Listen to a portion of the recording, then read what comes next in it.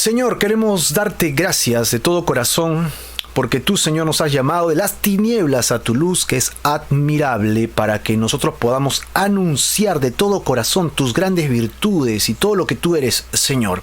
Nos has llamado, Padre, nos has sacado de nuestra condición pecaminosa y con una condenación eterna, y nos has traído de vuelta a tu redil, bajo la sombra del Omnipotente, para darnos luz y vida, para animar a otros, para bendecir a otros. Señor, tú nos has sacado, Padre, del mundo en el que estábamos viviendo, Señor, rodeado de tantas cosas, distraídos, Señor, absortos con tanta tecnología y tanto sistema a nuestro alrededor, y olvidándonos de lo más importante, que eres tú. Así que te rogamos que en este momento tú nos hables y nos guíes a través de este Evangelio de Lucas 22, con la traición y arresto de Jesús, y que podamos llevar principios siempre a nuestras vidas, en el nombre de Jesús. Amén y amén. Muy bien, gloria a Dios. Hemos orado y estamos listos para entrar a nuestro estudio el día de hoy. Espero que tengas tu Biblia a la mano. Lucas 22, 47 en adelante. Y aquí estamos en la obra de las tinieblas. Es el punto, el vértice máximo, el punto culminante de la obra de las tinieblas. Todo se ha confabulado para llegar a este día, y el enemigo cree que con esto vencerá una vez y para siempre al reino de Dios. Y de esta manera él tomará el triunfo total de la tierra y podrá vivir para siempre como rey espiritual, ¿no?, de las tinieblas en este mundo. Pero no sabía el enemigo que, si bien es cierto las escrituras están allí, las profecías están escritas, la revelación de estas cosas Dios solamente se la ha dado a aquellos que hemos venido arrepentidos, con un corazón afable, para estar dispuestos a creerle a Dios. Y Dios trae revelación espiritual de las verdades eternas que están escritas desde siglos anteriores. Así que cualquier persona puede leer la Biblia, pero si no has entregado tu vida al Señor, es probable que solo leas historia, leas literatura, leas poemas, pero no vayas más allá y no entiendas y haya distorsiones en tu cabeza. Pero si tú vienes solamente con un corazón arrepentido, como hemos dicho hasta ahora, un corazón que ha entendido que estaba en tinieblas, oscuridad y pecado, ¿verdad?, distraído de Dios, solamente dejándose influenciar por las cosas de este mundo, entonces cuando yo me arrepiento de esto y vengo al Señor, el Señor limpia mi corazón y me hace entender sus principios del reino, lo cual hemos venido hablando reiteradas veces, vez tras vez, en este canal de Facebook, para poder estudiar la palabra de Dios en este evangelio tan lindo que nos ha tocado leer, ¿sí? Así que si tú quieres entender más las verdades espirituales, reconozcamos juntos nuestro estado pecaminoso y dejemos que la luz de Dios alumbre nuestro corazón. Cuando hacemos eso es que se reactiva en nosotros las verdades eternas, y cuando leemos la Biblia ya no encontramos un libro extenso lleno de letras aburridas, sino un manual de vida. Encontramos dirección de parte de Dios para con nosotros, encontramos cómo es que Dios quiere trabajar en nuestros corazones y cuáles son sus planes desde ahora, en el venir próximo y en la eternidad. Así que el diablo entendía toda la profecía, el diablo conoce la Biblia mejor que tú y que yo, seguramente, ¿verdad? Porque tiene milenios de existencia para poderla revisar. E incluso estuvo en esos momentos en que fue inspirada, ¿no? Pero lo que no tenía era revelación. Él sabía que si mataba al Mesías, entonces se terminaba todo, pero lo que no entendía eran las profecías que hablaba de que el Mesías tenía que morir para que pueda resucitar entre los muertos. ¿Dónde estaba el kit aquí? El kit está en que el Mesías nunca pecó. A diferencia del ser humano común y corriente, como tú y como yo, que todos hemos pecado, tenemos que reconocerlo. No hay ningún ser humano que no haya pecado. Todos hemos fracasado ante la presencia de Dios. Todos nos hemos descarriado y cada uno se apartó por su propio camino. Y entonces, al apartarnos del camino correcto, nos hemos desviado. Y por lo tanto no podemos regresar a Dios, salvo que alguien nos dé un nuevo camino para regresar al camino original. Y esa persona es Jesús. Jesús nació sin haberse apartado del camino, creció sin apartarse del camino, y vivió hasta el momento de la cruz sin nunca apartarse un ápice, ¿no? Ni una coma, ni una tilde, ni un ángulo breve, ¿no?, para el pecado. Siempre estuvo en la línea, en el camino correcto. Jesús, por eso es que cuando el diablo lo vence, pensando que acabaría con él, no tomó en cuenta que Jesucristo, al estar muerto, la muerte no lo podía retener. ¿Por qué? Porque el único poder de la muerte es el pecado. O sea, ¿dónde está el poder de la muerte? En el pecado.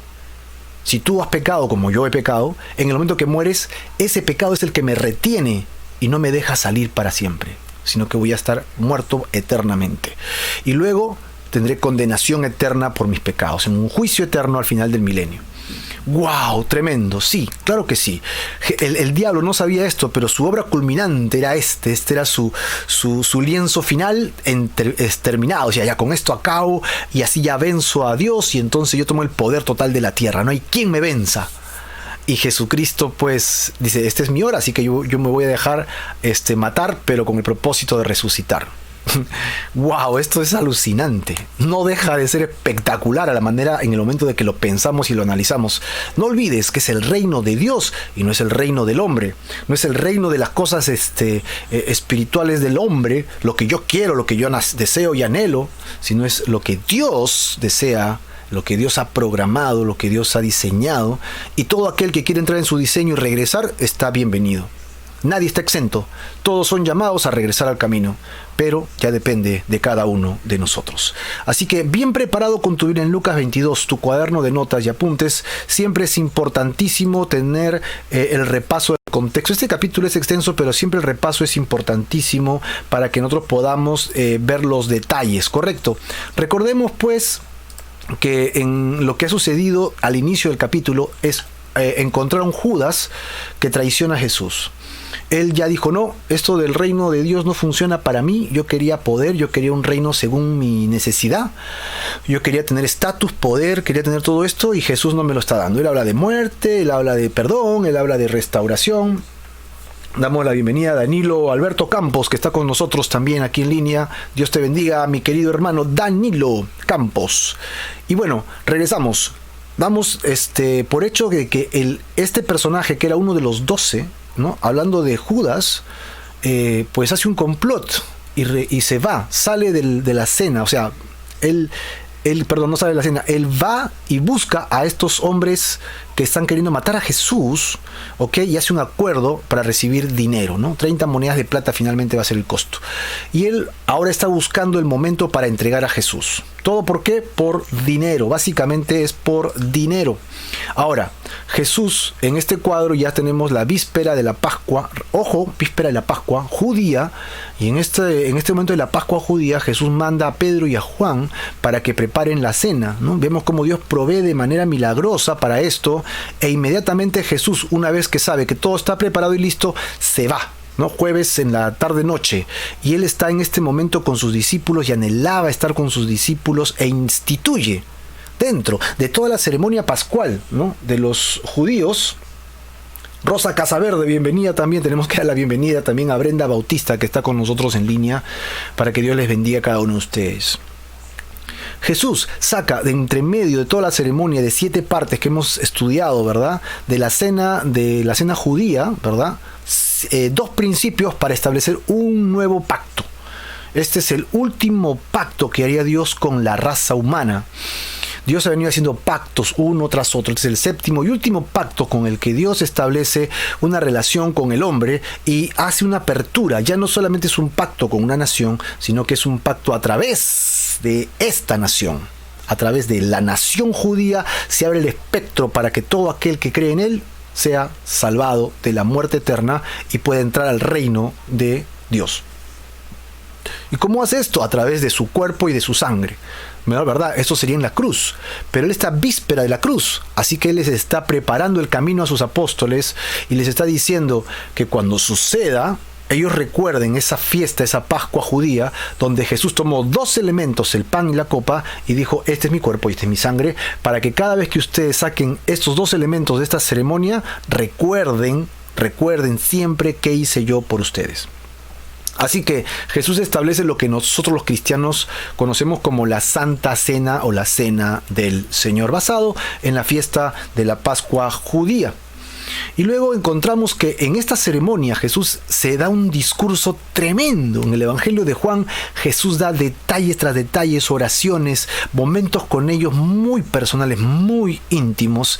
Y es en esta cena que Jesús anhelaba y deseaba tener con ellos, que prácticamente les dice, cuánto anhelé tener este tiempo con ustedes. Es mi despedida.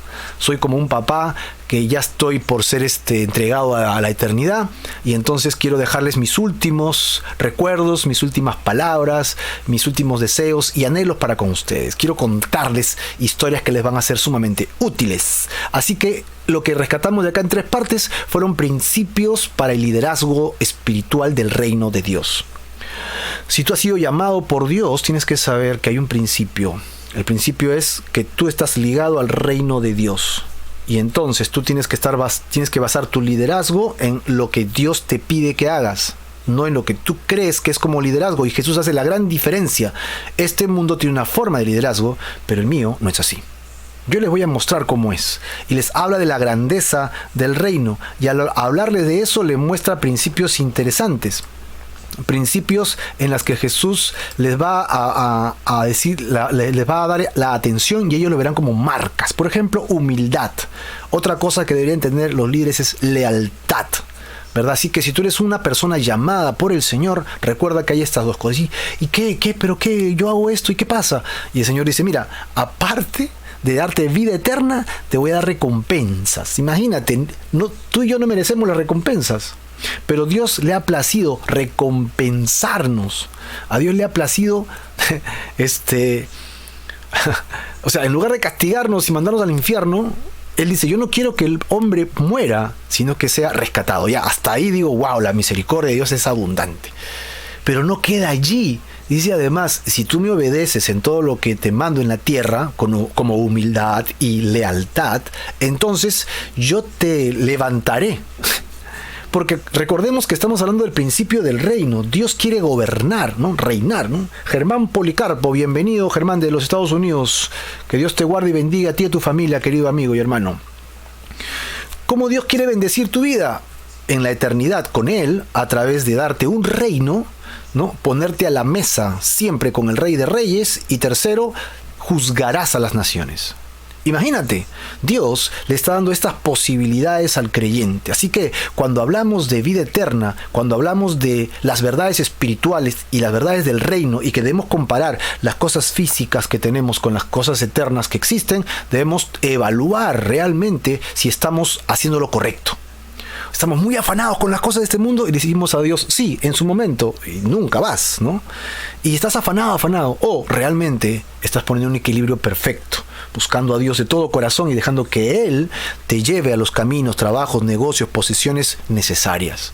De esta manera, tu sustento está formulado, tu sustento está vitalizado, ¿no? Está nutrido por los principios del reino de Dios. Dios es tu sostén, ¿no? Dios es quien te sostiene. Por lo tanto, querido amigo, tienes que recordar que nosotros tenemos que vivir en la humildad y en la lealtad del Señor. A continuación, el Señor nos va a mostrar lo importante que es seguir en los caminos, en las cosas del Señor. Y por lo tanto, tú y yo necesitamos entrar en su presencia. Acá nosotros vemos el segundo punto, que Jesús anuncia la negación de Pedro, y aquí vemos otros puntos importantísimos en relación a la negación de Pedro. ¿No? Pedro le dice, Señor, te seguiré hasta el final, y Jesús le dice, hoy día me vas a negar, ¿verdad? Hoy día mismo me vas a negar. Y aquí encontramos más detalles de lo que venimos hablando. Por ejemplo, los cristianos seremos zarandeados, ya hemos hablado del tema, ¿no? Seremos pasados por pruebas. Sin embargo, los cristianos y sus marcas tenemos que reconocer que somos protegidos. Dios nos protege a través de su Hijo Jesucristo. Sin embargo, se requiere de nosotros perseverancia. Debemos estar perseverantes, leales, y tenemos que reconocer que somos frágiles. No somos tan fuertes como quisiéramos. Somos frágiles ante la adversidad. Somos propensos a abandonar todo cuando las cosas son difíciles. Somos propensos a decaernos, a angustiarnos, a deprimirnos. Somos frágiles. Pero nuestra fortaleza está ¿en quién? Nuestra fortaleza está en el Señor Jesús. Y aquí encontramos que Jesús se dirige ya no solamente a Pedro, sino cambia el ángulo y se dirige a todos sus discípulos. Recuerden que estamos en la última cena, estamos en un aposento alto, en un salón preparado por Pedro y Juan. Ellos han compartido la cena, Jesús ha hecho todos los 7 elementos, las 7 partes, ha tomado 2 elementos y está tomando estas palabras, le está contando cosas, ¡pum! Y ahora le dice a todos ellos, ¿no? Bolsa, alforja y espada. ¿Qué significa esto? lo que venimos encontrando nosotros es que Jesús le va a decir ahora algunos otros elementos importantes. Por ejemplo, ustedes tienen que ser hombres de fe. No pueden ser hombres sin fe. Recuerden, sin fe es imposible agradar a Dios. De ahí que nuestra iglesia se llama Fe, ¿verdad? Capilla Calvario, fe. Nosotros queremos vivir por fe. Todo lo que hacemos queremos que sea por fe. Estamos en una etapa de fe total. No, todo lo que hacemos, todo lo que venimos haciendo es por fe, ¿no? De ninguna parte estamos, sustentándonos porque no tenemos, solamente del Señor. Dios es nuestro sustento y nuestro amparo y nuestro refugio. Otra cosa que el Señor reclama de sus hijos como marcas latentes es la valentía para poder enfrentar toda situación, y tienes que recordar que ellos iban a pasar por la mayor de las pruebas. En pocos momentos llegaremos al huerto, llegaremos al Monte de los Olivos, al pie del Monte de los Olivos, el jardín, este huerto de Getsemaní, que justamente tiene esta idea. Supuestamente este huerto de Getsemaní tiene este nombre porque en este lugar, en esta parte, en esta zona, había una especie de taller donde, como eran muchos olivos lo que habían allí, se aprovechaban los olivos y se hacían extractos de olivos, y con eso terminaba siendo aceite de oliva, aceite de oliva. Pero para eso necesitas exprimir totalmente, sacar las pepas y exprimir los olivos.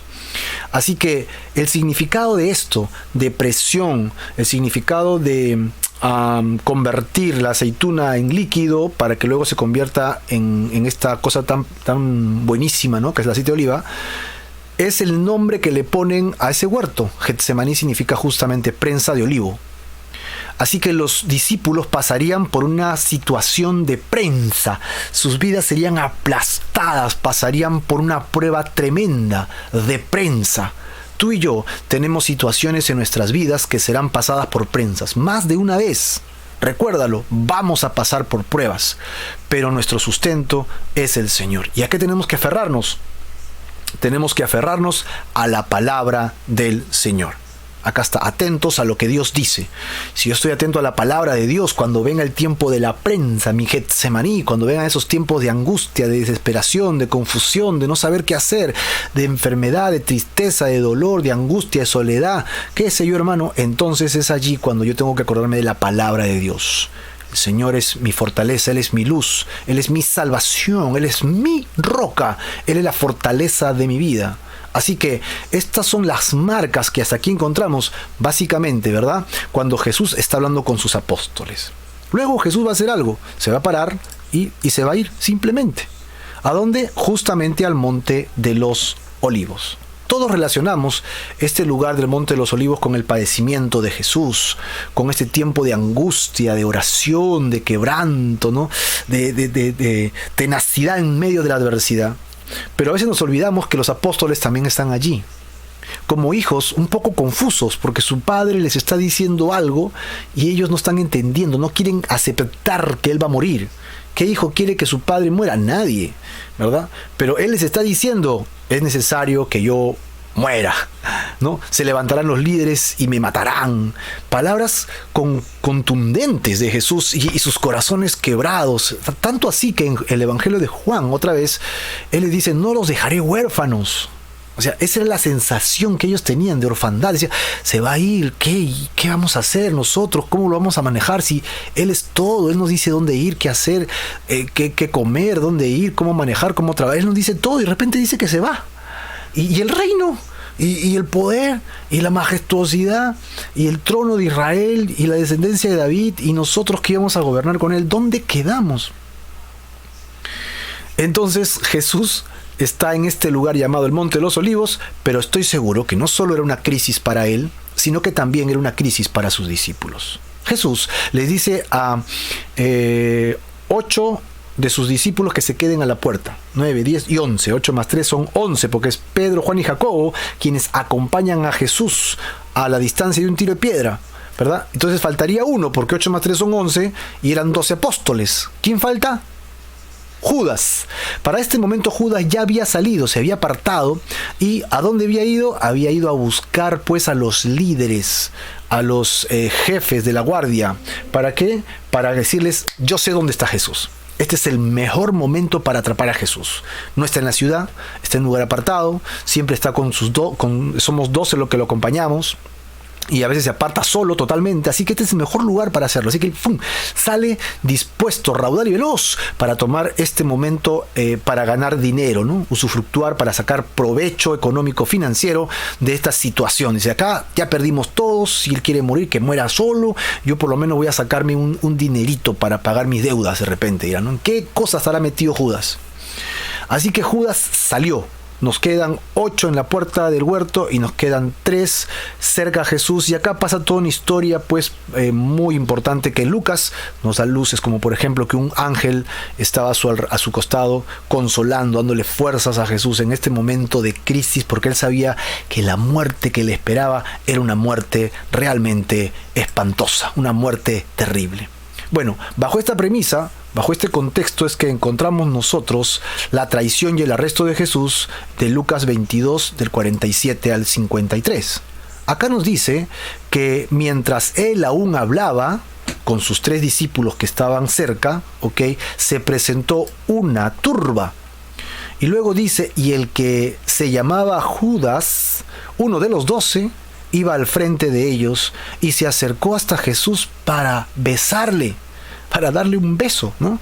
Entonces Jesús le dijo, Judas, con un beso entregas al Hijo del Hombre. Y viendo lo que estaban con él, lo que había de acontecer, le dijeron, Señor, y heriremos a espada. Y uno de ellos hirió a un siervo del sumo sacerdote y le cortó la oreja, ¡suá!, ¿no? La oreja derecha, detalle que solo da Lucas.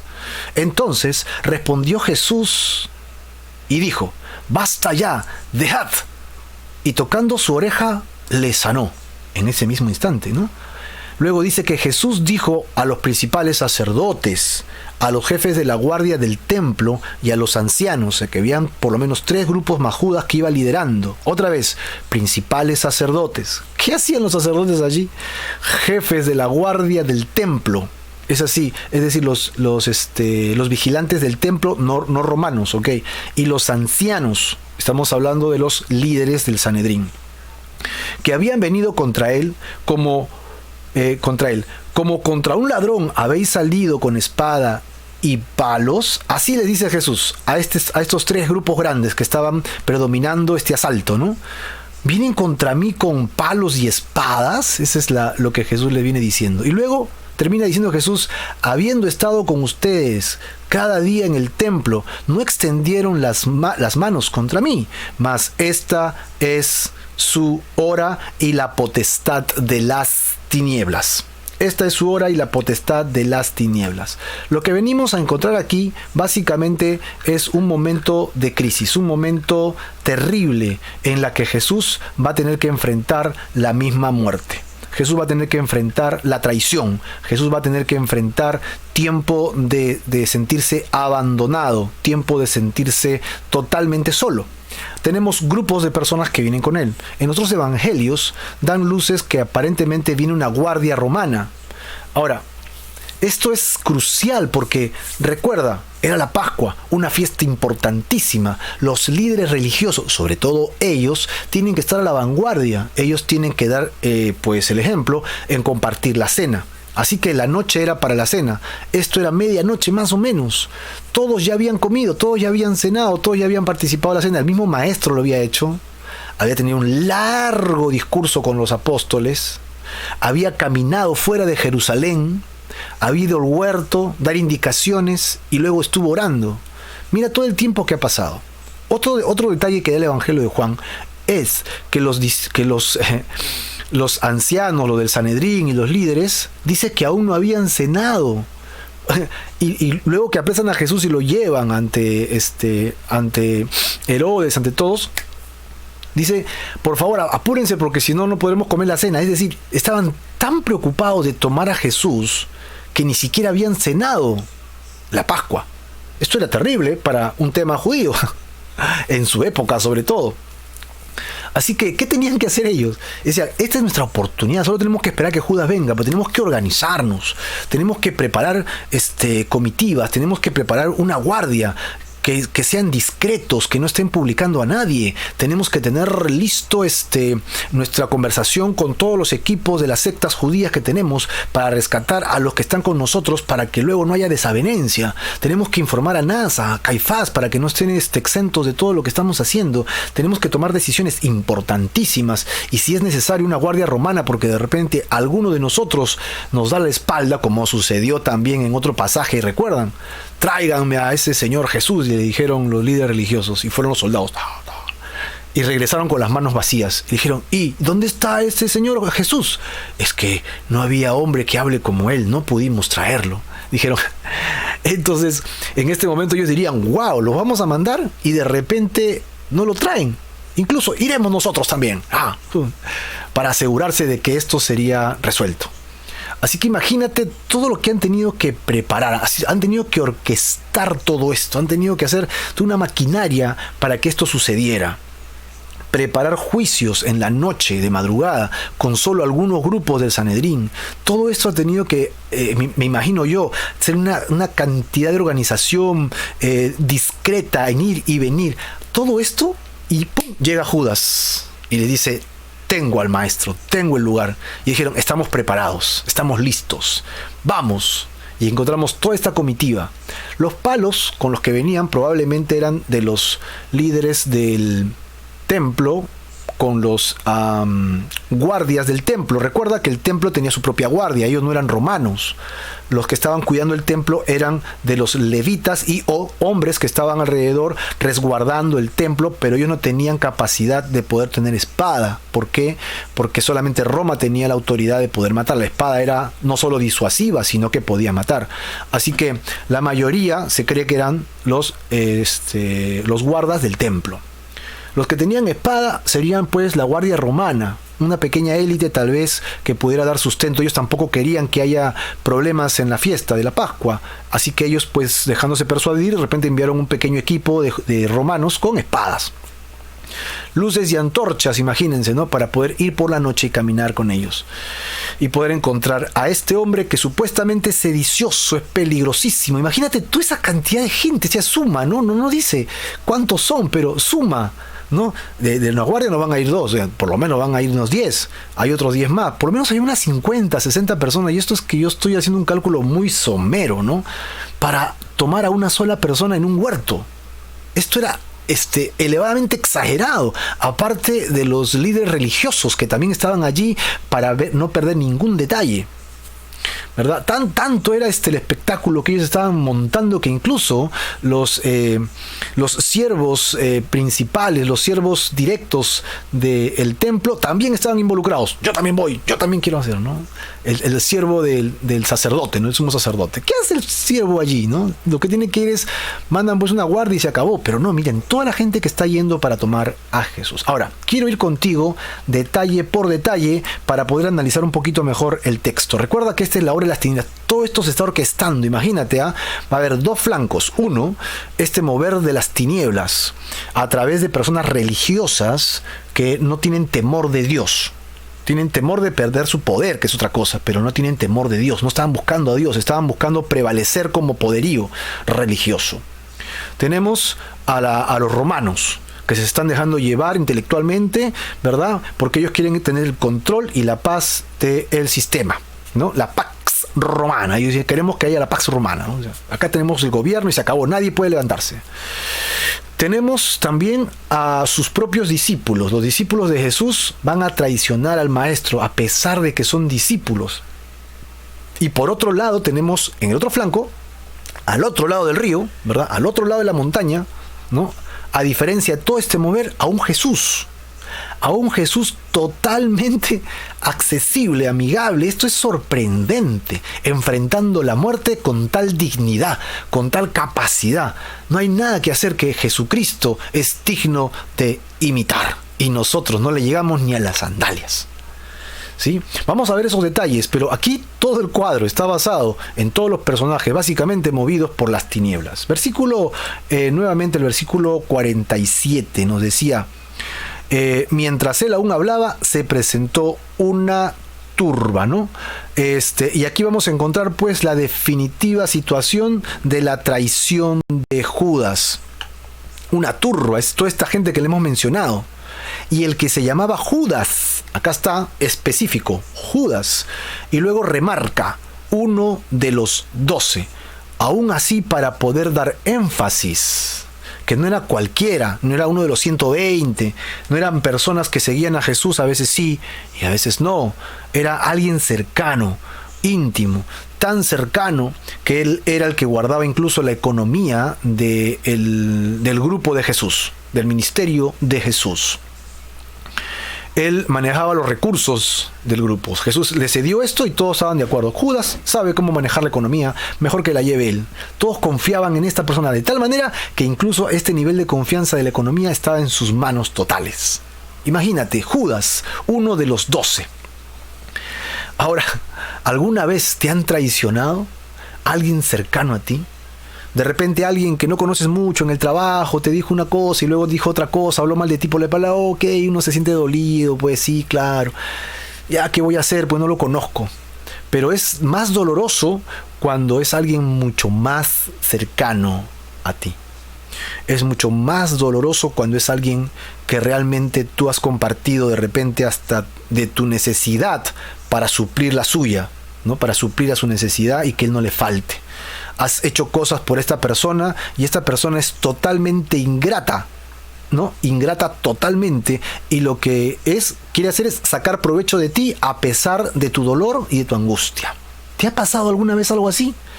Pues este es el nivel básico, ¿no? En el que Jesús está enfrentando una traición, ¿verdad? Judas, uno de los 12, iba al frente de ellos.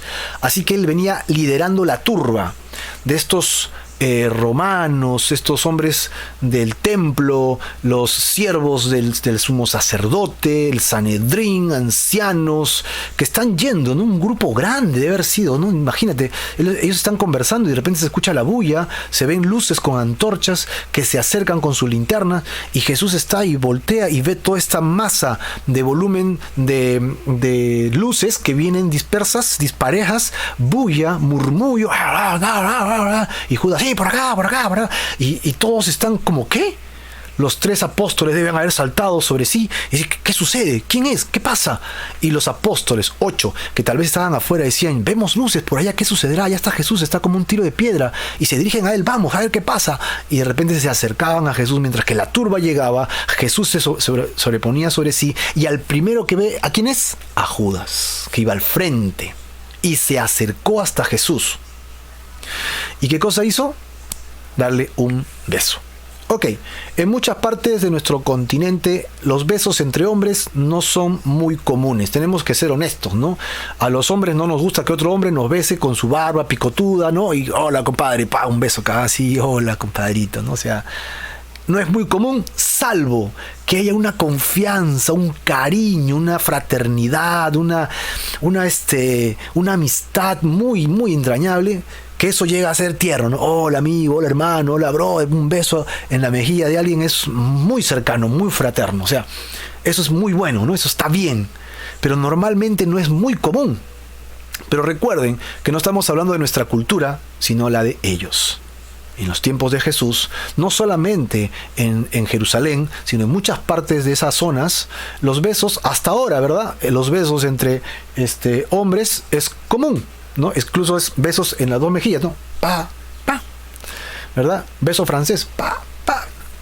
Y eso significa que hay una relación allí de amistad muy fraterna, ¿sí? Pero no está mal visto. 2 hombres se besan, hola, ¿qué tal? ¿Cómo estás? Pa. Es como ahora un abrazo, que bueno, ya no se puede dar abrazos, ¿no? Codito 1, codito 2, ¿no? Y esta cercanía era lo de este beso. Ahora, lo que manifiestan los otros evangelios es interesante porque dice que fue un beso fervoroso, fue un beso intenso. O sea, no fue un beso, hola maestro, ¿cómo estás? Chicos, acá está, ¿no? Porque esa era la seña para que indique quién era el Mesías a la turba que venía atrás, ¿no?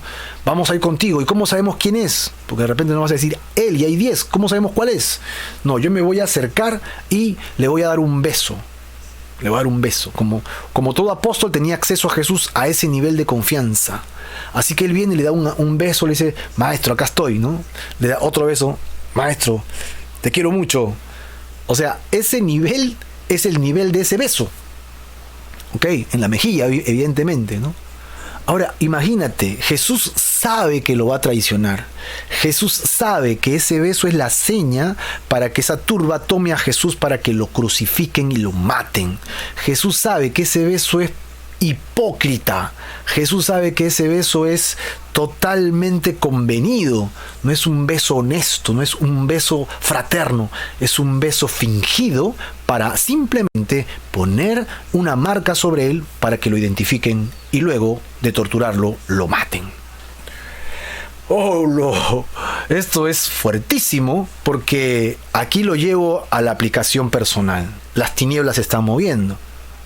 Y en la aplicación personal es, tú estarías como dispuesto a poder reaccionar de manera favorable a una traición de este nivel. ¡Ja! ¿Cómo es que tú reaccionarías cuando alguien te traicione así, ¿no? Alguien que es muy cercano a ti y tú sabes que está siendo maquiavélico, que las tinieblas se están moviendo en su corazón, que hay conveniencia, que hay un factor tal vez como en Judas de plata, de poder, de sobresalir, y para ello tiene que aplastar tu dignidad, tiene que aplastar tu persona, tiene que aplastar tu nombre. ¿Cómo te sentirías tú ante semejante presentación de pseudo amigo? ¿Cómo reaccionarías? Yo sé que muchos de nosotros reaccionarían, ¿qué cosa? Está loco, yo no me voy a dejar, venga para acá, yo lo voy a poner en su sitio. Obviamente, estas reacciones humanas son naturales. Nadie quiere sentirse defraudado, ser humillado, nadie quiere ser así. Solo te digo esto porque tenemos que ver lo que hizo Jesús, ya que como reacciona Jesús, debería ser también la forma en que reacciono yo. De tal manera, querido amigo, que luego de que leamos el versículo 48, vas a tener que responder algunas preguntas que te vamos a hacer para ti, que van a salir aquí abajo, ¿sí? Para que puedas tenerlos en cuenta. Vamos al versículo 48. Vamos al versículo 48. La respuesta amorosa de Jesús. Entonces, Jesús le dijo, acá está, Judas, con un beso, es pregunta, Judas, ¿con un beso entregas al Hijo del Hombre? Con un beso entregas al... O sea, querido amigo, yo no sé si ves el detalle, ¿no? Cuando lo vemos en un texto tan frágil como 5 líneas, 6 líneas, y seguimos al siguiente verso, puede sonar hasta, bueno, pues lo está confrontando, ¿no? Seguimos. Pero si tú analizas bien, y hubiera sido tú quien estuviera allí, ¿cómo hubieras reaccionado? ¿No? Lo hubieras mirado y le dices, Judas, tú eres bien hipócrita, ¿no? Eres bien hipócrita, ¿no? Me vienes aquí a dar un beso cuando sabes que me vas a entregar. O sea, ¿qué hubieras dicho tú, pues? Ponte en su lugar. ¿Cómo hubieras reaccionado ante semejante afrenta contra ti? ¿Eres tú, mi amigo, que me vas a traicionar y todavía finges amarme con intensidad, con un beso? Eres hipócrita, pero ya no más. O sea, como tú no hay nadie, te ganaste el Oscar, Judas. Eres pero lo máximo, como un teatrero, ¿no? Eres terrible. Y esto es en términos todavía así someros, ¿no? Imagino que tú u otra persona o yo reaccionaríamos de repente de manera muy agresiva. Sácame la mano, ¿qué tienes hoy? ¿No? Y improperios, podríamos decir de repente, ¿no? Molestos, llenos de indignación, ¿no? ¿Qué te pasa? ¿Cómo se te ocurre hacer y confrontarlo para que sepa la verdad? ¿Cómo tiene que sentirse él por lo que le está haciendo a Jesús? Pero Jesús le hace una pregunta, y esta pregunta, me imagino, es una pregunta para que reaccione su corazón. O sea, hasta en este momento Jesús está apelando al corazón de Judas para que Judas reaccione, se arrepienta.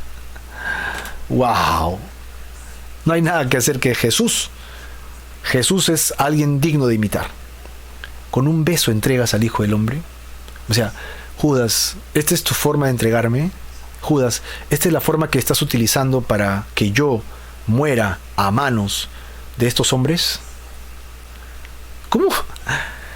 Ok, yo creo que el lugar nunca es Judas, nadie quiere ser Judas, ¿no? Pero imagínate Judas que viene a traicionarlo, viene todo envalentonado, ¿no? Ya con la bolsa llena y ya viene con toda la gente atrás y...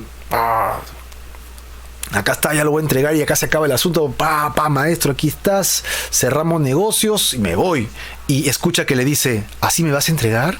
¿Con dulzura? ¿Con amor? ¿Qué pasó? ¿Qué sucedió? ¿En qué momento cambió todo? Porque yo vengo a entregar a este hombre y este hombre me está tratando con amor. Yo creo que esto debe ser una cachetada en el alma de Judas. Porque así como el Señor trató a Judas, así el Señor nos trata a cada uno de nosotros.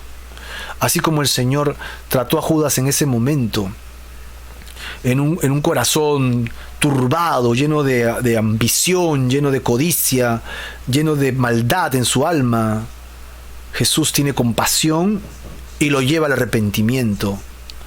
La decisión del arrepentimiento siempre es personal, pero Jesús te lleva siempre a ese umbral para que tú tomes la decisión de seguir o no a Él. Y tú y yo hemos traicionado a Jesús. Tú y yo hemos entregado a Jesús. Tú y yo hemos hecho cosas terribles, aún siendo cristianos. Valgan verdades que muchos de nosotros hacemos cosas que avergonzarían, pondrían con rubor las mejillas de Jesús si tuviéramos que ser confrontados por Él.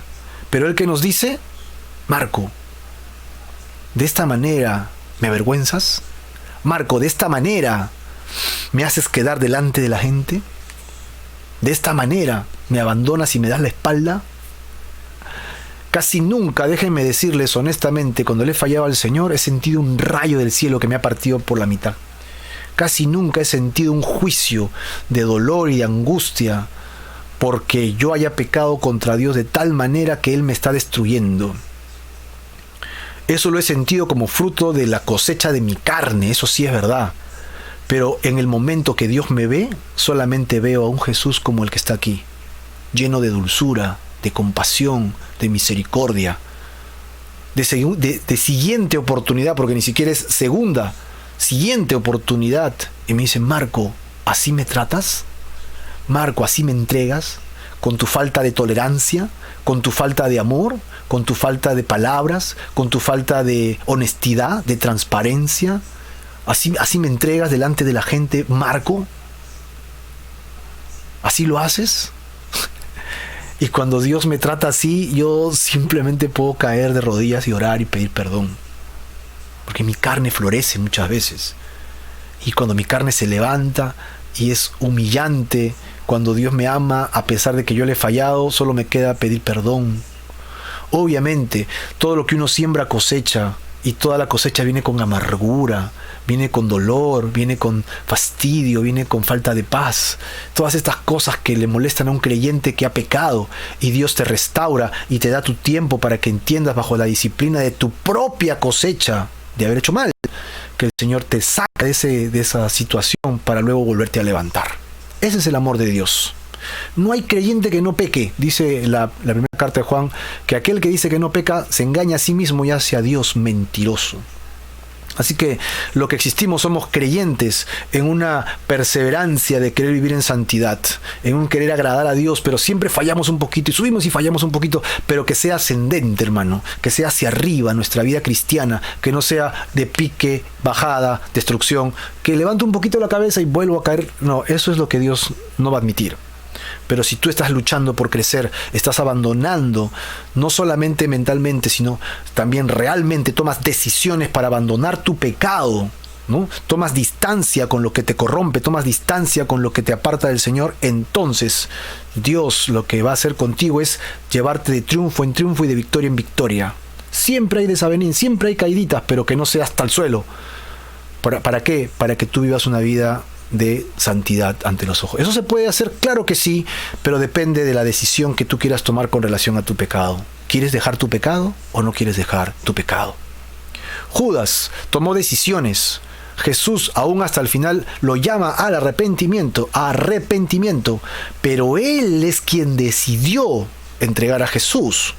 Él es quien decidió besar a Jesús y Él es quien decidirá capítulos más adelante y luego en el libro de los Hechos, cómo quitarse la vida él mismo. No soportó la crisis emocional por 30 moneditas de plata. ¿Y qué hizo? Se mató. Es una figura de no arrepentimiento, ¿no? Una figura de arrepentimiento es venir, pedir perdón y restaurar. Obviamente caerás en depresiones. Y acá siempre hay temas polarizados, yo lo entiendo, ¿verdad? Pero todos creemos que este fue un hombre que fue condenado por sus decisiones y no porque Dios lo haya condenado a priori. Él ya se había condenado a sí mismo. Y Dios dijo, bueno, él nunca va a querer caminar conmigo para siempre. Así que él será el hijo de la perdición. Como él tomará esa decisión, cuando la tome, simplemente yo lo utilizaré para que el Hijo del Hombre sea entregado. Jesús, mirando este cuadro, solo tiene compasión de este hombre por la pérdida eterna de su alma, lamentable pérdida de su alma, en la oscuridad y en las tinieblas del infierno. Qué curioso que se diga oscuridad y tinieblas cuando hay fuego que consume, ¿no? Así que encontramos este cuadro terrible de este personaje que es Judas. Y allí hay una pregunta para ti. Hay una pregunta que quisiera que respondas. ¿Tratarías tú, querido hermano, yo, Marco Bustamante, al que nos traiciona, yo trataría a esa persona como Cristo lo hizo con Judas? ¿Seguirías el ejemplo de Jesús? ¿Tomarías la decisión de perdonar como Cristo lo hace? A pesar de que Judas se arrepienta o no, Jesús sí lo perdonó. Incluso quiso restaurarlo. ¿O no? No podrías. Esa decisión siempre es tuya, pero tenemos el ejemplo que seguir, el ejemplo del Maestro, el ejemplo de Jesús. Jesús no fue un charlatán que solo decía qué hacer. Él vivía lo que hacía. Y tú y yo deberíamos estar dispuestos a hacer lo que hizo Jesús. Si el Maestro, ¿no?, que es de los cielos, nos puede perdonar todas nuestras deudas, si Dios perdona todos nuestros pecados en Cristo Jesús, ¿quiénes somos nosotros para no perdonar a los seres humanos como nosotros? ¿Somos mejores que Dios acaso? ¿Somos mejores que Dios para no poder perdonar a los demás? Y de esto hay parábolas, ¿verdad?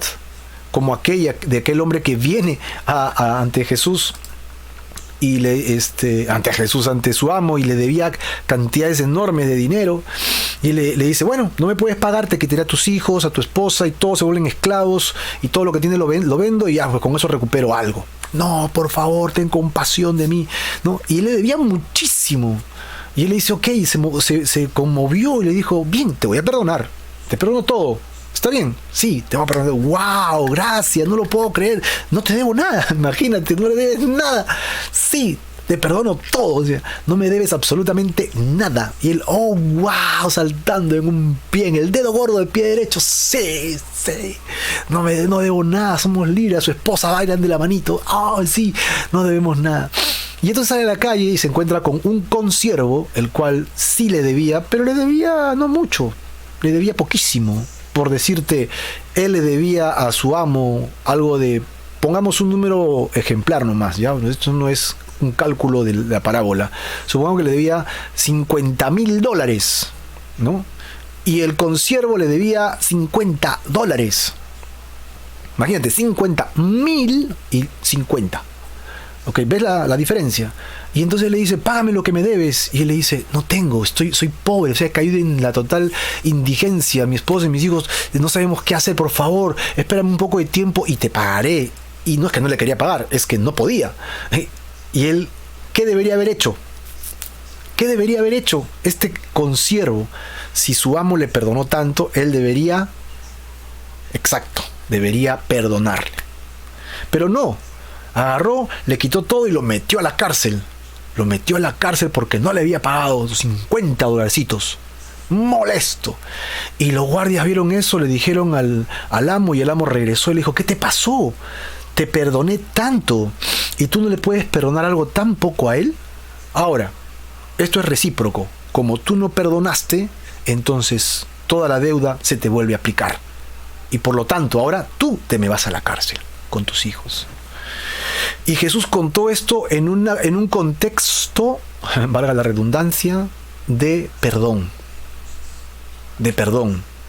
si tú has venido arrepentido de tus pecados y Dios te tiene tolerancia, ¿no? Te tiene tolerancia, misericordia, compasión, ha derramado su gracia y te ha perdonado tantos pecados que aún perseveramos, que aún mantenemos en nuestro corazón. Imagínate, ¿qué hará Dios? ¿Qué hará Dios si tú no perdonas a alguna persona que está a tu lado? ¿Cuánto te puede deber Él que tú no le hayas hecho a Dios? ¿Cuántos pecados puede cometer contra ti alguien que tú no hayas cometido contra Dios? Saca tu cuenta y mira cuántas veces al día defraudas a Dios. Suma y te vas a dar cuenta que tu deuda es increíble. Es incalculable, es alucinante lo que le debemos a Dios. Es tremendo. Y alguien viene y te ofende una vez. Y tú, no le voy a hablar, lo voy a castigar con el látigo de la indiferencia, ¿no? Y te pones agresivo, te pones hosco y gritas y vociferas y tratas mal y haces cosas feas, ¿no? Y indispones. ¿Por qué? Porque no merece tu perdón. Ya sabes lo que dijo la parábola. Ten cuidado, porque probablemente Dios dejará de perdonarte, porque hay reciprocidad. Hay reciprocidad. Perdona nuestras deudas, así como yo perdono a los que me deben, dice el Padre nuestro.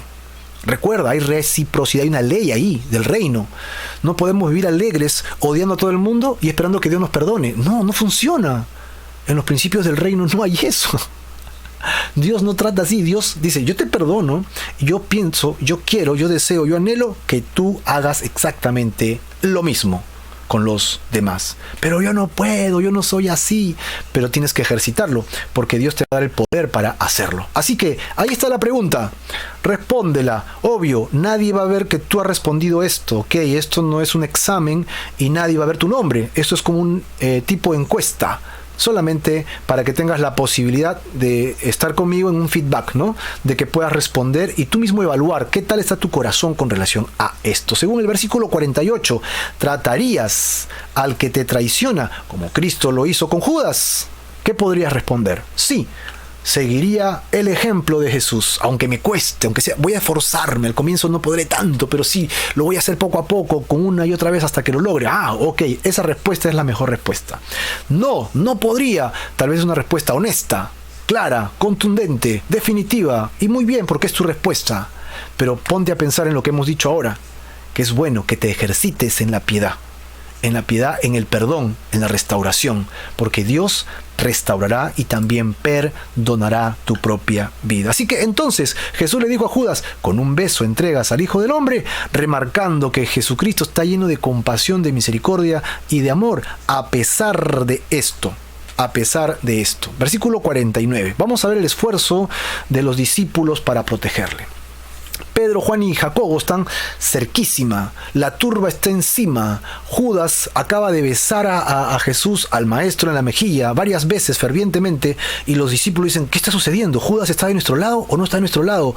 Pero él vino dirigiendo la turba, no entiendo. Están confundidos, se están poniendo de pie y van a ver qué van a hacer, cómo van a manejar esto. Jesús poco antes había hablado de la espada, había hablado de la alforja, había hablado de las sandalias, y nunca les dijo que guarden la espada. Tienen la espada allí, entonces será el momento. Hay un ataque contra el reino de Dios. Vamos a responder. ¿Qué haremos? ¿Qué no haremos? Evidentemente, el que siempre actúa aquí es Pedro, ¿no? Acá no lo dice, pero en los otros evangelios dan todas las luces de los dos nombres que van a continuar en escena, ¿no? Es Pedro y Malco. Ojo, no es Marco como yo, Marco, es Malco con L, ¿no? L de león, Malco, es un personaje que aparece aquí, y lo que va a suceder es otro acontecimiento con otro personaje. Judas sale del escenario, mientras que Pedro, Juan y Jacobo entran en escena. Y los otros apóstoles seguramente están corriendo raudales, ¿no? Sacando la rama de los olivos, ¿no? Resbalándose un poco con algunas que cayeron al piso y llegando, escuchando la turba, y no saben qué sucede. Y ven a Pedro y Juan que se levantan, se ponen de pie, y viendo los que estaban con él lo que había de acontecer, entendieron que iban a tomar a Jesús, evidentemente. Dijeron al Señor, Señor, ¿heriremos a espada? Ajá. Ellos dijeron, me imagino que Pedro dirigió esta conversación porque era el más bocón, ¿no? Señor, heriremos a espada. Y el verso 50 dice, y uno de ellos, el Evangelio de Juan otra vez sitúa a este personaje con Pedro. Pedro saca una de las dos espadas que habían por allí, se acerca y le quiere cortar, me imagino, en la cabeza. ¿A quién? A un siervo del sumo sacerdote. Otra vez el Evangelio de Juan da el nombre de este siervo. ¿Cómo se llama? Malco. Así que si hay cámaras en el huerto de Getsemaní, todas las cámaras reenfocan a estos dos personajes. Malco, que se situaba dentro de la turba, pero seguramente quería tomar alguna pretensión porque era el siervo del sumo sacerdote, o sea, no era cualquiera, ¿no? Se acerca, se va acercando, y Pedro con su espada viene al acecho para tomar la cabeza de este personaje, sacarle la cabeza. Recuerden que Juan, el evangelista, dice que era conocido del sumo sacerdote. No sé cómo era tan conocido Juancito. Así que Juan conocía a los personajes. Juan conocía al portero, conocía al de la cocina, conocía a toda la gente. Él era muy conocido. Así que él ve de lejos y define quién es. Y dice, yo conozco a ese tipo. ¿Y Pedro qué está haciendo? Pedro, no. Y Pedro, con la espada, acercándose a la cabeza de Malco.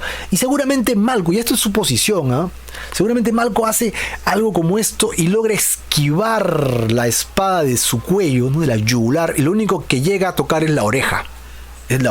Todo esto es una simulación verbal de parte mía, porque recuerden que es una lucha, ¿no? Es una lucha. Así que un siervo del sumo sacerdote y le cortó la oreja, y otra vez Lucas es el único que da los detalles de qué oreja fue, la oreja derecha. Hay que meterle como un hacha en el cuello y él simplemente le llega a cortar la oreja. ¿Cuánto de la oreja le cortó? 100%, 90%, le dejó una lonja, lo dejó medio caído, se cayó al suelo, no lo dice. Otra vez, no hay detalles de esto, pero Lucas, como un médico que era, es el único que da detalles de qué oreja fue y cómo fue cortada. Me imagino que para él era importante todos estos detalles, ¿verdad? Le cortó la oreja derecha. Así que aquí encontramos este esfuerzo, ¿no? Desmedido, voluntarioso, bien intencionado de los discípulos, sobre todo de Pedro, ¿ok? Pero que se encontraba en una situación que Jesús no estaba promoviendo. Jesús no está promoviendo defender el reino de Dios a través de la lucha física. Sí, si me van a matar y yo me puedo defender y huir, es correcto, pero yo no tengo que estar buscando enfrentar físicamente. Aquellos que tenemos de repente algún problema con nuestro carácter y somos gente violenta, tenemos que tener cuidado, porque no es la manera correcta de defender los principios del reino. Tenemos que tomar control sobre nuestras emociones y nuestro carácter y entregárselo a Dios para que Él nos cuide. Pedro no se controlaba. Luego veremos a un Pedro restaurado por Dios, a un Pedro totalmente afable. En la ancianidad, Pedro será un hombre totalmente confiable, ¿no? Capaz. Pero en este momento no, Pedro toma todo lo que puede para defender lo que cree, pero en este momento es un error. Le corta la oreja a Malco y Malco queda totalmente desorejado, seguramente en ese instante de la adrenalina que está pasando por todos lados. La turba dice, sacaron espada, vamos a atacar, y se está levantando. Todos imagínense, 3 contra una turba que no sabemos cuántos son, por lo menos eran 50, 40, 80, tal vez 100 personas, y los otros apóstoles 8 corriendo de otro lado. No eran nada, esto iba a acabar malísimo, esto iba a acabar terrible. Habían espadas y palos, ellos solo tenían 2 espadas, el enfrentamiento iba a ser cruel, ¿no? Y sanguinario. Esto iba a acabar terriblemente. Jesús no estaba promoviendo la violencia por ningún lado. Era un error de Pedro.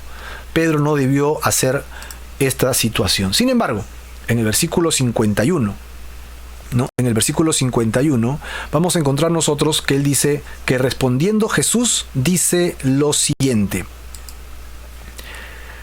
basta ya, dejad. Esta palabra no tiene una traducción literal, ¿no? Lo que está diciendo prácticamente es: dejen todo, vámonos, algo así.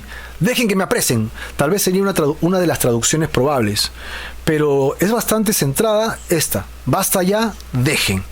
Basta ya, dejen todo esto que está acá. Esto es otro detalle de Jesús. Ahora Jesús ya no está enfrentando a un adversario cercano. Jesús no está trabajando contra un Judas, que es un discípulo traidor. Ahora Jesús tiene frente a él a un hombre que ha venido a liquidarlo. Un hombre que no tiene miramientos, que tal vez era tan agresivo como Pedro, un hombre realmente lleno de su propia voluntad, sin temor de Dios, ¿verdad? Lleno de sus propias pasiones, sufriendo porque le han cortado la oreja. Recuerden, la adrenalina fluye, en ese momento tú sientes el dolor, pero estás peleando, ¿no? Pero en un momento que todo se detiene, basta ya, te detienes, comienzas a oxigenarte, te relajas, la adrenalina se comienza a ir y entonces el dolor comienza a dar por todas partes, ¿no? ¡Wow! Imagínate el dolor de que te corten la oreja con una espada. Y esa espada, ¿cómo habrá estado? ¿Dónde habrá estado? ¿Infectada o no? Imagínense cómo estaba eso. La sangre saliendo de repente a borbotones. Pero ¿qué hizo Jesús? Jesús dijo, ¡basta ya! Pedro se quedó sorprendido con la espada en la mano, ¿no? Los otros apóstoles a punto de sacar la espada. Juan sin saber qué hacer porque conoce a Malco. Los otros 8 apóstoles llegando por un lado, corriendo. Y se escucha la voz de Jesús entre todos ellos como retumbar, ¿no? ¡Basta ya! ¡Dejad! Y todo, ¡guau! Un silencio, hasta los grillos de repente cric, cric, cric, se quedaron callados. Jesús dijo, basta ya, dejen. Todo el mundo se quedó callado. Jesús se acerca, sin espada, tranquilo, sereno, toca a Malco, toma su oreja, y no sabemos cómo lo hizo, pero dice que lo sanó. Si lo sanó, significa que su oreja volvió otra vez a su cabeza. Ahora, seguimos todos, siempre ponemos estos cuadros en términos de Jesús, pero estamos viendo siempre el otro lado del río, ¿no? También, el otro lado del margen. ¿Qué habrá sentido Malco en ese instante? Yo, que vengo a apresar, yo que vengo a tomar a este hombre para matarlo, porque mi sumo sacerdote dice que no merece estar vivo. Yo tengo que liquidarlo, yo tengo que atraparlo, si es posible, y le meto un par de golpes, ¿no? Para que aprenda. Estoy lleno de esta indignidad. Y de repente uno de los suyos me hace daño, pero él viene y me sana. Yo que no creo en él ni en sus cosas, hace algo por mí que nadie podría hacer, porque ¿qué médico en esa época podría coserle una oreja a este hombre en esa situación, bajo esa premisa? Él viene y simplemente me toca. Posiblemente quedó la oreja intacta, pero todo lleno de sangre, y él mismo no lo podía creer. Tal vez hasta el dolor se le fue, tal vez hasta la hinchazón desapareció, la inflamación, tal vez hasta los zumbidos desaparecieron, y si tenía problemas auditivos como otitis, de repente hasta eso fue sanado. Y dice, ¿qué? Ahora escucho clarísimo, escucho mejor que antes, porque Jesús hace todo perfecto, ¿no? Jesús hace todo bien, y tocando su oreja, lo sanó. Imagínate a Pedro, o sea, Señor, casi le corto el cuello, fue la oreja nada más, y tú lo sanas, estás sanando al enemigo, ¿qué te pasa, maestro? ¿Qué te sucede? Y Jesús pero le dijo, ¿qué? Basta ya, dejen. Esta no es la forma en que ustedes tienen que pelear por mí. Esta no es la forma en que tenemos que ganar esta guerra espiritual. Esta no es la forma en que tenemos que luchar esta batalla. Seguramente esto fue el detonante para los 8 apóstoles que llegaron y dijeron, si dijo basta ya, si no vamos a usar espada, ellos tienen espada, tienen linternas, tienen varas, tienen antorchas, son una multitud, hay soldados, hay gente del templo que están dispuestos a pelear, y dice que no peleemos. ¿Qué haremos? Es posible que esta frase de Jesús, basta ya, dejen, sea la frase detonante para que estos discípulos abandonaran a Jesús. De aquí en adelante, los discípulos van a estar acobardados. Se cree que ellos huyen porque este lugar del huerto de Getsemaní se encuentra al sur de Jerusalén, cerca de Betania. Así que lo más probable es que ellos hayan ido a Betania, y en Betania se encontraba Lázaro con sus hermanas. Y lo más probable es que ellos hayan estado escondidos en la casa de Lázaro, de Marta y María, metidos ahí escondidos, ¿verdad? Y solamente quedaron 2, Pedro y Juan, dentro de toda la multitud, porque de Jacobo ya no se sabe nada. Tal vez Jacobo llamó a los otros 8 y le dijo, vámonos, el maestro ya no quiere hacer nada. Y ¡bum!, desaparecieron. Pedro y Juan entre la multitud se quedan como confusos, y Pedro deja la espada tal vez, porque Jesús sana a Malco. Jesús sana a Malco. Y aquí surge otra pregunta para ti, querido hermano. Mira a Jesús, porque estamos viendo el ejemplo máximo de aquella persona que puede ser una persona sublime. ¿Cuál es la pregunta? ¿Ayudarías a tu enemigo a pesar de su intento permanente de hacerte daño? ¿Qué pasa si tu peor enemigo tiene un problema y su hijo necesita ir al hospital y tú eres el único que tiene un auto para poderlo llevar? ¿Llevarías a su hijo al hospital o dirías, bien hecho que le pase eso? ¿Cómo reaccionarías? Si tu vecino tiene un problema de alimentación porque sus hijos no tienen para comer y tú puedes ayudarle con víveres, no importa que no sepa que fuiste tú, ¿tú ayudarías a tu enemigo por amor a sus hijos? ¿Qué pasaría si tu enemigo es alguien que te difama, habla mal contra ti, pero está al borde de la muerte porque lo van a matar y tú sabes cómo sacarlo de esa crisis? ¿Te atreverías a ayudarlo o dejarías que eso sucediera? ¿Ayudarías a tu enemigo a pesar de su intento permanente de hacerte daño? ¿Tu corazón sería como el de Jesús? Podría responder dos variables o tal vez tienes una tercera, no lo sé. Sí, lo ayudaría en sus necesidades como Cristo lo hizo en este momento con Malco, ¿no? Y la otra, no, me sería imposible realmente hacerlo. No me atrevería a ayudarlo. Cualquiera que fuera tu respuesta, siempre es una respuesta abierta, una pregunta abierta para que tú respondas lo que piensas en este momento, pero me gustaría que lo sigas analizando, que lo sigas pensando, porque Jesús es nuestro máximo ejemplo de vida en la que nosotros deberíamos ejercitarnos, en la que deberíamos nosotros procurar crecer. Ayudar incluso a los que nos hacen mal, a los que nos hacen daño. Nosotros deberíamos intentar continuar en esta situación de darle gracias y gloria a Dios, ¿no? En los momentos de dificultad. Así que acá tenemos a Malco. Malco, ¿le habrá servido esta situación para que él pudiera arrepentirse de sus pecados? Tal vez le pudo servir a Malco esta situación para decir, vaya, Jesús, a pesar de todo, tiene tanto amor, tiene tanta capacidad de perdón, tiene tanta capacidad de amor al prójimo. O sea, no solamente no me conoce, sino yo venía contra él y él me sana. O sea, no lo sabremos nunca hasta que un día vayamos a la presencia del Señor y nos lo cuente, ¿no? Y nos encontremos con Malco, con una raya de repente ahí como marca, ¿no? Tú eres Malco, ¿verdad? ¿Cómo sabes? Porque tienes una raya justo ahí a la derecha. Oh, sí, yo soy Malco. ¿Y sabes qué? Yo sentí esto después. No lo sabremos hasta ese día que el Señor nos permita tenerlo con Malco y poder conversar cuál fue su reacción con relación a que Jesús mismo le sanara a pesar de que él le deseaba la muerte. La muerte. Ahora Jesús, ¿no?, va a razonar con este contingente y va a tomar dos puntos. Uno, Jesús dijo a los principales sacerdotes y a los jefes de la guardia del templo y a los ancianos. Acá están estos tres grupos que habían venido contra él como contra un ladrón. Habéis salido con espada y con palos. El raciocinio es, ¿cómo? ¿Ustedes vienen contra mí? No se dan cuenta que lo que están haciendo es absurdo. No se dan cuenta que lo que están haciendo es innecesario. ¿Por qué? O sea, soy un solo hombre. Mis discípulos ya se fueron. Por ahí está Pedrito y Juan camuflados, escondidos, ¿no? No hay necesidad de tanta turba, no hay necesidad de tanta cosa. Palos, espadas, antorchas, linternas, bulla, amenazas, gritos, difamación. Todo esto que está acá no es necesario. Seguramente los principales sacerdotes levantaban las cejas y que se habrá creído, pues, ¿no? Los jefes de la guardia, sí, tienes razón, pero aquí estamos todos porque nos dieron la orden y no queremos que se nos escape, ¿no? Y los ancianos del Sanedrín decían, no, que diga lo que quiera, acá lo vamos a atrapar, se acabó. Jesús está apelando a ellos, a su conciencia. Evidentemente esto solamente es para ir al segundo punto. El segundo punto es el último versículo del día de hoy. Cómo Jesús les explica su verdadera motivación. Él sí les va a decir la motivación que ellos tienen por lo que está pasando esto, y habiendo estado con ustedes cada día en el templo. O sea, yo tuve acceso a ustedes para que ustedes me dijeran o me apresaran, pero ustedes nunca lo hicieron, nunca extendieron sus manos para contra mí. Mas esta es su hora y la potestad de las tinieblas. Este es el tiempo que ustedes han tomado, la oscuridad, ¿no? Acechar en medio de la penumbra.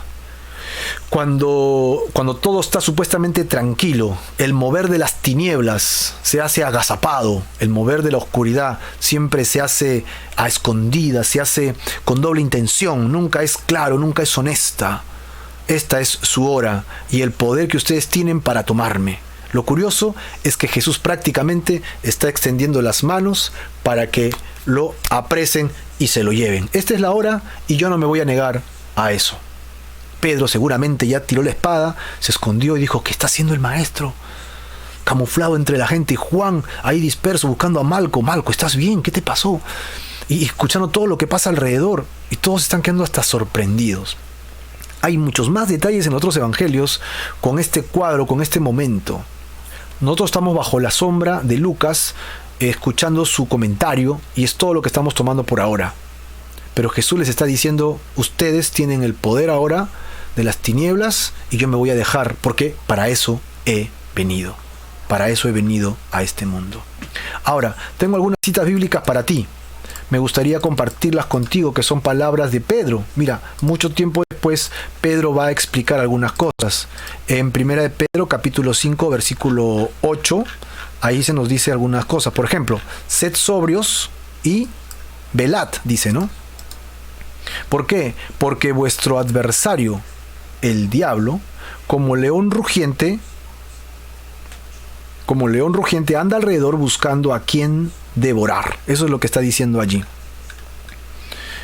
Acá se los pongo para que ustedes lo puedan leer si es que no lo tienen a la mano, pero es un versículo importante que ustedes tienen que repasar y leer. Dice entonces, y leo el verso 9, a la cual resistid firmes en la fe, sabiendo que los mismos padecimientos se van cumpliendo en vuestros hermanos en todo el mundo. Lo que encontramos aquí en este texto de Pedro es lo que encontraríamos cuando hablamos acerca de los padecimientos de los cristianos de estos tiempos. Habla de sobriedad, habla de velar. Esto significa que lo que tenemos que hacer es estar atentos, sumamente atentos. Y nos dice el por qué tenemos que estar atentos los cristianos. Porque tenemos a alguien en contra nuestra. Recuerda, nuestra lucha no es contra los seres humanos, no es carnal, nuestra lucha es espiritual. Tenemos una guerra constante, latente, permanente, persistente contra nuestras almas. Y a veces lo olvidamos porque estamos afanados en las cosas terrenales. Pero tú y yo tenemos un adversario. Su nombre es el mentiroso, el difamador, el diablo. ¿Y cómo está él? Está disfrazado de león, porque dice, ¿cómo? León rugiente. Es decir, está al acecho, alrededor de nosotros, buscando al que está descuidado, ¿no? Al que está ahí afanado en estas cosas. ¿Para qué? Para devorárselo, para comérselo, para jalarlo, para destruirlo. Así que ten cuidado, querido hermano, porque alrededor nuestro hay una acechanza constante, el mover de las tinieblas. Pero no es lo único que está en movimiento. El reino de Dios también está en movimiento y es mucho más grande y poderoso que este león sin dientes que quiere destruirnos. Que si tú lo dejas, te va a moler con sus encías porque ya no tiene dientes y te va a destruir. Pero no tienes que pasar por eso si estás atento y estás sobrio y estás sobre tus 4 puntos claros del reino de Dios. Estás moviéndote sobre los principios del reino y el Señor te va a sustentar y te va a preservar. A él tienes que resistir, al diablo y a su acechanza. Tienes que resistirlo de manera firme y constante. ¿Pero por qué? Porque tienes que saber que lo que tú sufres no solamente lo sufres tú. Lo sufrimos todos los demás cristianos. Todos los demás cristianos también lo sufrimos. Así que acá está, sabiendo que los padecimientos se van cumpliendo en sus hermanos en todo el mundo. Así que nosotros los hijos de Dios sí tenemos padecimientos, los hijos de Dios sí tenemos dificultades, los hijos de Dios tendremos tiempos de angustia y dificultad. Sin embargo, no nos destruirán. No nos aplacarán, no nos derrumbarán, seremos zarandeados, ¿recuerdas? Pero el Señor ha pedido por nosotros para que nuestra fe no falte. Tenemos que ser sobrios y estar atentos para velar. Ahora, hay otra cita en Santiago capítulo 4 versículo 7 y nos dice 3 palabras importantes que tienes que recordar en este texto de Santiago: someterse, resistir y otra palabra importante es que huirán. Someteos pues a Dios. 1. 2. Resistid al diablo. Es la segunda acción. Así que si yo hago estas dos primeras, someterme y resistir, entonces el diablo no le va a quedar sino que simplemente huir de mí. No puede hacer otra cosa más que huir de mí. Así que ahí tienes esta palabra importante para que la puedas aplicar a tu vida el día de hoy. Una frase que es imprescindible para nuestras vidas. Someternos a Dios significa que todos los principios del reino que estoy aprendiendo, todos los principios del reino que estoy tratando de trabajar en mi vida, que estamos aprendiendo aquí vez tras vez, ¿ok?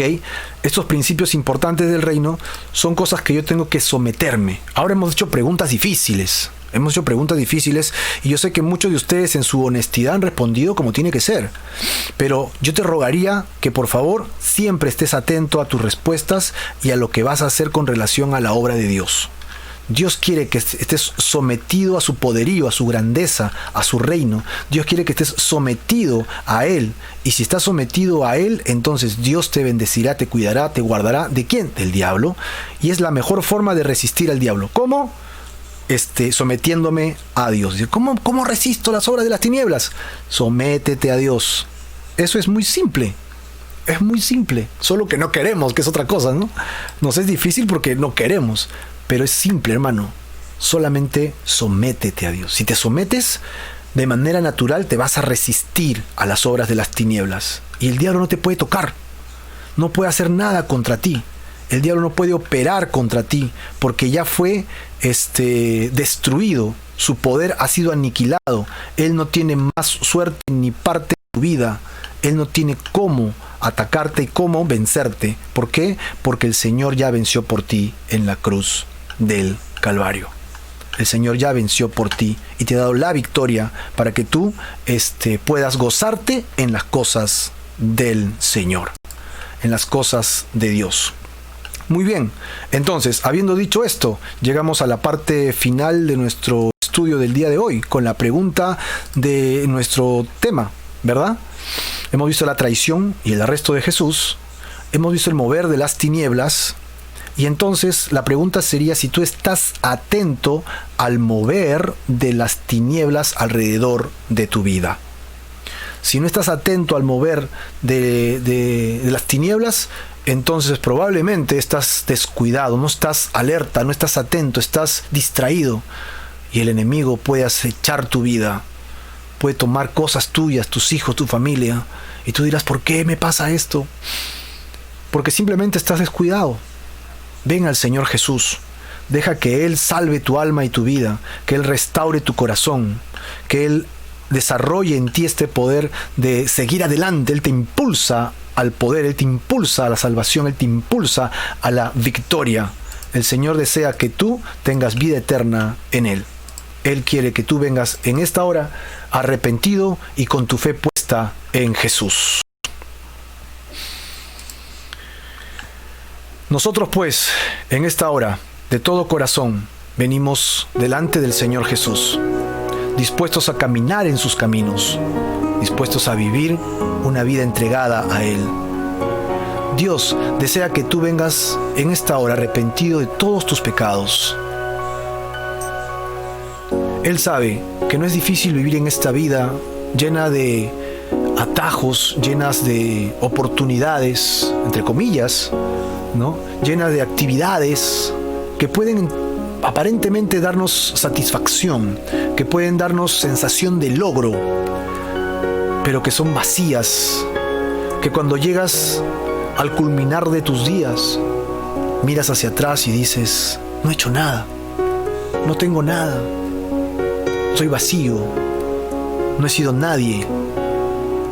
Aún a pesar de esto, hay jóvenes que se pueden sentir igual, que no pueden servir para nada, aparentemente no tienen sentido en su vida, porque se han dejado llevar por el sistema de este mundo y se han olvidado del reino de Dios. Se han olvidado de venir al Señor de todo corazón y dejar que Él gobierne sus vidas, sus mentes y sus corazones. Dios quiere que en esta hora tú pongas tu fe en Jesús, que Él vino para morir en lugar tuyo, y para despertar en ti ese corazón muerto, apático. Tal vez por fuera muestras gozo, alegría, tu carácter es alegre, pero por dentro pasas la muerte. Por adentro pasas la penumbra, el lloro, la tristeza, la desazón de no saber qué pasará y qué harás. Dios te llama para que vengas arrepentido de tus pecados y para que le entregues tu vida a Él. Dios desea que pongas tu arrepentimiento total, un arrepentimiento absoluto de tus pecados, que dejes tu manera de vivir sin Dios y te entregues totalmente a Él. Que le pidas al Señor que te ayude a vivir una vida constante y permanente para hacer su voluntad, alejándote conscientemente, físicamente, de las actividades pecaminosas: egoísmo, mentira, orgullo, vanagloria, sexo ilícito, drogas, alcohol, mentiras, difamación. Querido hermano, Dios quiere que abiertamente renuncies a todo eso y que le pidas ayuda al Señor para que venga delante de ti y te dé la fortaleza para salir adelante. Esto se logra si tu fe se pone solamente en Jesucristo. Si decides simplemente de tu corazón entregarle todo a Él y que Él haga su obra en ti. Por lo tanto, voy a orar por ti y yo ruego al Señor que tú le entregues tu vida al Señor Jesús.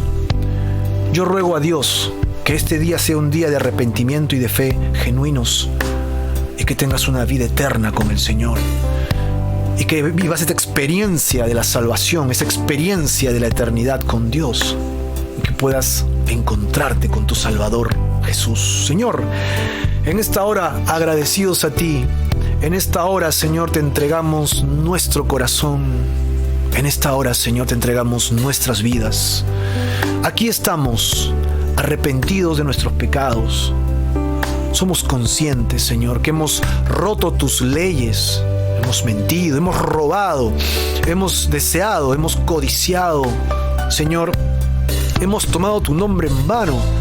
Hemos dejado de que seas lo principal de nuestra vida y hemos puesto otra cosa como principal en nuestro corazón. Tal vez verbalmente tú eres Dios sobre todas las cosas, pero en nuestro corazón tú no eres Dios. Lo más importante es nuestro trabajo, nuestra salud, nuestro cuerpo, nuestros proyectos, el dinero o el poder. Nuestros hijos o nuestra familia sería lo más importante y tú, Señor, no lo eres. Estamos arrepentidos. Perdónanos todas nuestras deudas que son abundantes día tras día, porque solamente ponemos nuestra fe en ti, nuestro Dios, nuestro Señor y nuestro Salvador. Tú moriste por nosotros en la cruz y tomamos eso para nuestras vidas y te entregamos nuestra voluntad por siempre y para siempre para que tú la gobiernes. Señor, haznos tus hijos para siempre, en el nombre de tu Hijo Jesús, Padre eterno. Amén y amén.